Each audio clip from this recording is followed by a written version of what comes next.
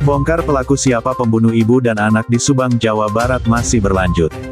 Polisi terus melakukan pemeriksaan secara maraton untuk mencari siapa pelaku pembunuh ibu dan anak itu. Memasuki hari ke-86 kasus pembunuhan ibu dan anak di Subang, masih belum ada perkembangan berarti. Masih belum ada tersangka pembunuh yang merenggut nyawa Tuti Suhartini dan Amalia Mustika Ratu alias Amel Subang. Kasus pembunuhan itu terjadi pada tanggal 18 Agustus tahun 2021.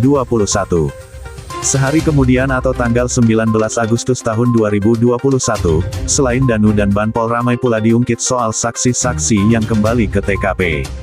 Yosef dan adiknya, Mulyana mengonfirmasi keberadaan mereka di TKP kasus pembunuh ibu dan anak di Subang pada tanggal 19 Agustus tahun 2021. Yosef dan Mulyana mengungkapkan hal itu saat diwawancarai paman korban yang juga Kepala Desa Jalan Caga Indra Zainal melalui kanal YouTube Indra Zainal Channel yang tayang Kamis tanggal 11 November kemarin.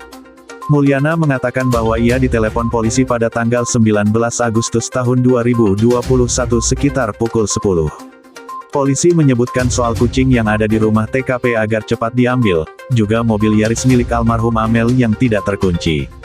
Mulyana dan Yosef pun berangkat dengan menggunakan dua mobil dengan diantar petugas ke rumah TKP kasus pembunuhan itu. Mulyana berada di mobil hitam diantaranya bersama Aep. Sedangkan Yosef bersama Yoris Arif dan Bang Gede di mobil lain. Mulyana menjelaskan begitu tiba di rumah TKP masih banyak orang termasuk petugas, Mulyana pun turun duluan dari mobil dengan tujuan utama mengambil kucing. Namun karena setengah dipaksa Mulyana kemudian masuk. Tapi ia tidak melihat kucing karena sudah diambil orang lain yang juga masuk ke rumah itu.